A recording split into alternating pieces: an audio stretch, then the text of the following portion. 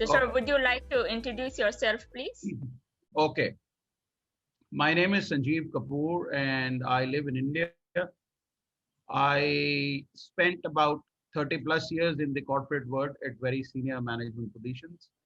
Worked in the areas of IT, telecom, advertising, media, FMCG, artificial intelligence, education, sports. And after that, I decided to be on the board of few companies where I am now advising them on various fields and which are related to, again, in the same areas like sports, education, media, advertising, telecom, technology, so on and so forth. And I also, being on the part of various big associations, not only in India, but worldwide, to name a few. I am also the part of SPA India. I am the part of GCCI. I am the part of GSD, Grendon. I'm the part of Sporco. I'm the part of the MaxFit India. So there are various organizations which I'm part of. I'm also the ambassador for Commonwealth Entertainment, Enterprising Club, which is called the Commonwealth Entrepreneurs Club worldwide. So I'm also one of the ambassador. So yes, likewise, I'm contributing in various areas, and I'm now see that in 2015 with the SDG goals has been defined, and people are working very aggressively to meet those objectives by 2030, and if not 2030 by 2050. So I think we look after to have more peaceful, more self-sufficient world in the times to come, so that everybody will be self-sufficient with lot of food, lot of peace, lot of happiness, lot of smiles, good health, cheers, and wealth along with them. So I think that is. And if you look at my hobbies, so I love to cook, I love to travel, I love to read, I love to do gardening. So that is my passion. So I think that is the short profile of mine. If anything Superb. specific you want to ask, you are most welcome. Superb. Like a very rich profile like you is very inspiring. Thank you. So I would also like to know, like, since now the main highlight because of the pandemic has become sustainable development, but Right. all of us have our own definitions of sustainable development. Some That's right. people think equality, some people think it's about environment. So we would Right. like to know what's your take on sustainable development. Yeah, I think what I see and what I work on various objectives in various areas. So I see that it is the idea that human society must live and meet their needs without compromising the ability to of future generations to meet their own needs. So I think the this is basically called as an industrial revolution, is connected to the rise of the idea of the sustainable development. And I think if I look after these UN 17 Sustainable Development Programs objective, they are aimed to achieve the decent lives for all on the healthy planet by 2030. So I think that is the idea which I think is the my way of looking I into the still SDGs. Remember a quote which I read many times by one of the UN secretary, earlier UN secretary, which says that reflecting on the Millennium Development Goals and looking ahead to the next 15 years, there is no question that we can deliver on our shared responsibilities to put an end to the poverty, leave no one behind, and create a world of dignity for all. So I think the word dignity is already there in Green Heart Dignity. So I think we are very much in Excellent. line with the SDG goals. Excellent.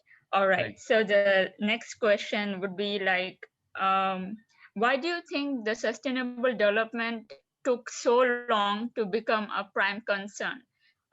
If you look back, what do you think were the mistakes made by the common people or governments?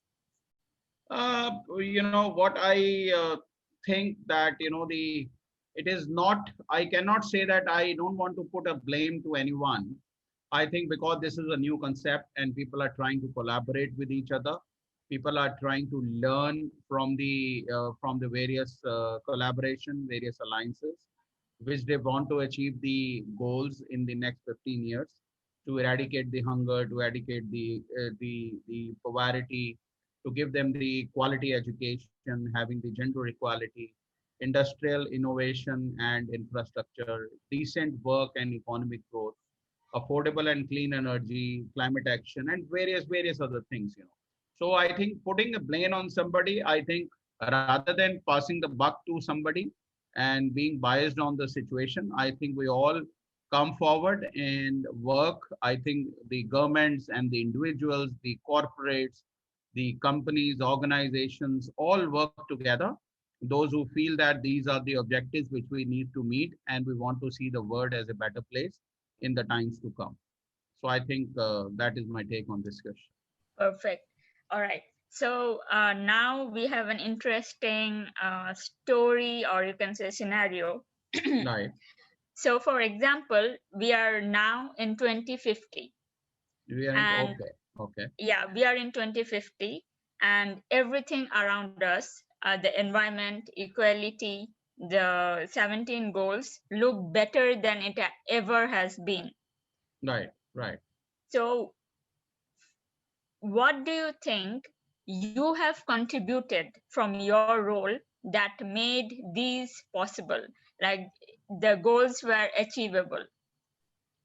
What I can say that if I put myself in 2050, whether or not I am still alive in 2050 or not, that is still a question. But still, I being optimistic that if I look myself and put myself in 2050 shoes, that I can say that the future look much brighter, much stronger, much healthier, and much happier when we all are putting so much of an effort in the area which are defined by the UN, and we are all are working together in tandem to reach those goals by 2050.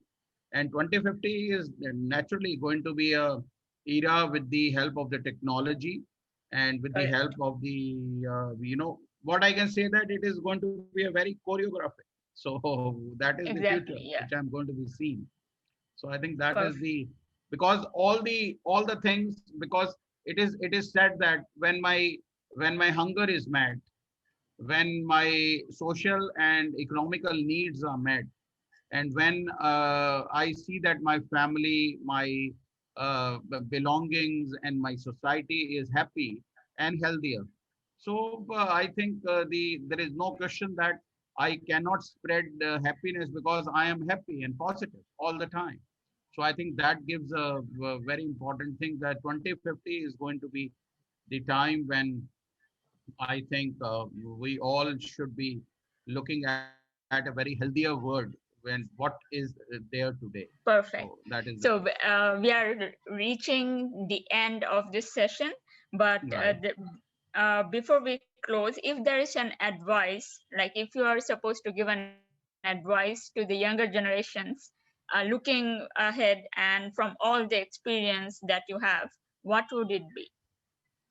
Yeah, I think the young generation is the foundation of any society, is the Correct. foundation of any state, is the foundation of any country.